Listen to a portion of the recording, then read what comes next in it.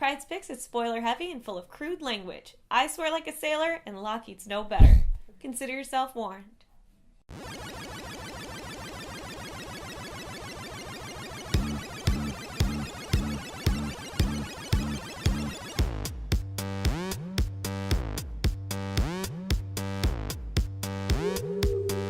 Hey everyone, it's August 21st, and I'm here with this week's Pryde's Picks. Now, some of you might notice I sound like a dude, and that is also why I didn't do a Pryde's Picks last week. I have a rotten cold given to me by all the skanky girls I work with. So deal with my man voice and let's jump into this week's, but before we do, I can't let last week get away without mentioning The Walking Dead issue 113. Now, everybody's been messaging me, oh my god, Kirkman's finally bringing it, 113, what do you got to say about it now? What I have to say is, are you kidding me? Kirkman is still blue balling us. This is like right on the verge. Last issue we thought, okay, shit's about to go down. And in this issue, he is like tippy-toeing his little feet into the pool of excitement and just like dipping his little pinky toe in, and he still hasn't given us what we need. We have Negan at the camp, and he finally figured out that Rick is totally trying to screw him over, so he's pissed, and you're like, yes. And then you have him going, who am I going to kill? And that's the whole issue. Should it be this guy? No. This guy? No. And it's kind of the same thing you remember from when Glenn died, except nobody fucking dies. And then you got Andrea up in the tower, and she's all like, I'm going to snipe people. And then some guy corners her and wants to butt rape / kill her at the same time. And then you see somebody fly out of the tower, and you're like, who could it be? But you don't see her fly out of the tower. You see a body, in which case we all know what might be happening next. I'm not going to completely ruin it for you, but let's just say this issue has the most excitement while giving me nothing at all. Kirkman, 114, you better fucking bring it, dude, because I'm so over this book right now. And those of you that thought it was exciting, what?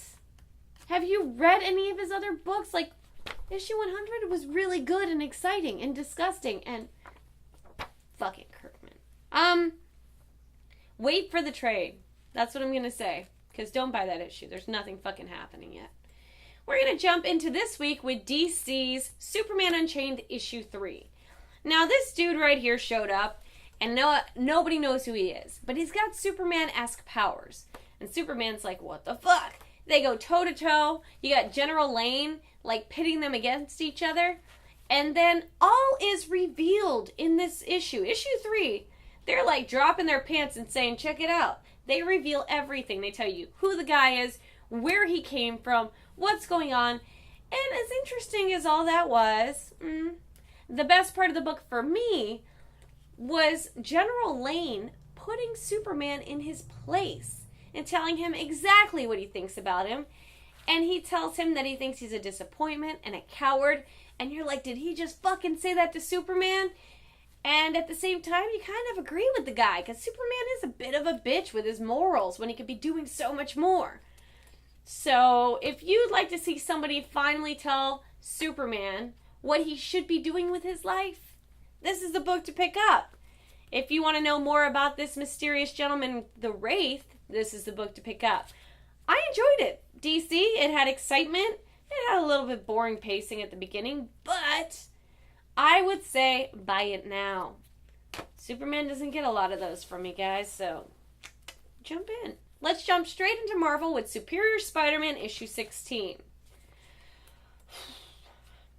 My biggest beef with this book right now is the fact that one of the characters in the book referred to him as Superior Spider-Man, with superior in quotes. Like, they're really trying to sell me this title inside the book. And for me, it kind of detracts from trying to get into it because I don't give a shit. Like, just let me enjoy the book. Stop selling me that he's superior. Spider-Man has publicly outed the Hobgoblin. And the Hobgoblin guy's like, oh, no, that's not me, guys. Whoa. Wait. He has no evidence. And then his coworkers start putting two and two together. The guy's girlfriend starts beating the shit out of him. She's pissed off. They call Spider-Man, and shit gets real. For as dramatic as the end of last issue was, I felt like this issue they resolved the problem without much excitement. So it wasn't much of a buy it now. Superior Spider-Man didn't do anything that was too superior. He talked a lot of wordy-gurdy stuff. And then right before he was about to do something really badass, the Avengers tugged on his leash and was like, we need a meeting. And then he healed like a good dog. I'm going to say wait for the trade. That issue is not doing it for me, but maybe the next one will be good because I have a feeling he's going up against the Avengers next issue. Fingers crossed, that could be great. Let's leave Spider-Man and jump into the X-Men. Now this is the X-Men. Issue 4, this is the one where all the girls were together. You had Psylocke, you had Rachel, you had Storm, you had Jubilee, and Jubilee had a baby. And I thought it all culminated in a great ending of the X-Men can't get stuff done without some dick. Well, they decided to drag out this story. And in this issue, you have Jubilee and her BFF Wolverine going on a little family vacay with the baby. And then while that's going down, Storm, Psylocke, Rachel, and Kitty are on the Blackbird, and they get a distress call. There's some bad weather, and there's this plane going down, and they got to help it out. And the girls, Rogue's there too. They all work on their problems together, and they finally get something accomplished, right? But they still do a lot of bickering and a lot of bitchy nagging, which I can't say I dislike, because when you put a bunch of chicks together, you kind of expect it. And I kind of like the fact that they're all kind of power struggling against each other and don't really want to listen to each other. But the saving grace for me in this book is when Rogue uses some of Psylocke's powers to help the situation. And she gets a little power crazy and she's like, oh my god, Psylocke, your powers are so cool. And she starts doing all this fucked up shit. That part was cool. It's nice to see them have a little bit of fun with the characters. Kitty was practically useless. And Storm and Rachel just decided to bitch fight each other the whole time. Not much really got accomplished this issue. There is not much to see. I'd say read it on the shelf for the part where Rogue is screwing around with Psylocke's powers. And skip right past it. I don't even care about the trade right now. That story sucks. And Wolverine on a family vacay is so lame. Let's move on to Daredevil issue 30. This issue for me felt very standalone and just like something if you wanted to pick up a quick Daredevil book just to satisfy a little craving and then put it down, this is the one to grab because it doesn't pertain to any story arc in particular. Daredevil teams up with the Silver Surfer. But at first, Daredevil is approached by this alien called Ruach. And if I'm saying it wrong, fuck you. That's how I'm saying it, alright? It's Ruach. Or Rock. Whatever. Ruach. He sounds Klingon. So, this guy approaches Daredevil and he's like, in my home world, we saw a speech you gave back when he was in college, apparently, about equality amongst species and worlds and races. He's like, I really think you could help me. I need you to connect me to the Avengers. Turns out the funny part about that is he told him that basically that speech has been idolized by his race so much that they made it into like a meme, and then they kind of made it into like a Bed Intruder song where they auto-tuned it and like everybody jams out to this song, which I thought that was cool. Whether or not it's true, I don't know, because Silver Surfer shows up and he's like, do not trust this man. This man is full of lies. And Daredevil's like, he seems like a nice guy. He seems totally genuine. And he's like, that's what he wants you to believe. And then they go toe-to-toe for a little bit. And I don't know how Daredevil can get a leg up on Silver Surfer. He's got cosmic fucking powers. And then at some point, they realize that they're on the same side and they team up. And Daredevil's like, I'm only going to help you if you let me drive the surfboard. And he's like, okay. And then they start just cruising around the city and he's like, shouldn't we be getting back to work? And he's like, yeah, I'm getting there. They end up going toe-to-toe with the guy. Yay. Daredevil's ability to see without seeing is exactly what Silver Surfer needed. This guy was just using them to get to the Avengers to infiltrate and or take over the world eventually. They stop him. Big happy ending. He gets tied up and sent to prison. I don't know how that's going to help some guy that eludes everybody. But whatevs. It all ends with a big smiley bow on it. I would say pick it up, take it home, shit all over it, maybe let your dog pee on it, flush it down the toilet, and I don't know. take what's left and mail it to the guy that wrote that issue because it was awful. It was stupid. What a waste of my time. Meanwhile, Avengers issue 18 is not a waste of my time. Alright, this Avengers book has so many people in it, I can't even get them straight. The cast they list here based on what ship they're on, and it reminded me of the Legion in the fact that there are so many people, I don't even know who they are. There is so much going on that I picked it up really not wanting to read this book because I don't know half the cast in this. I don't know half of what's going on. But about halfway through the book, I didn't give a shit. Basically, there are these builders, and they are coming and they are tearing apart worlds. And everybody decides, fuck, we need to band together to save our universe. So you've got the Brood, you've got the Skrulls, you've got everybody under the sun, the Spartaks and Avengers, and everybody banding together to find a way to fight this menace. So the builders are about to attack with like this little fleet, right?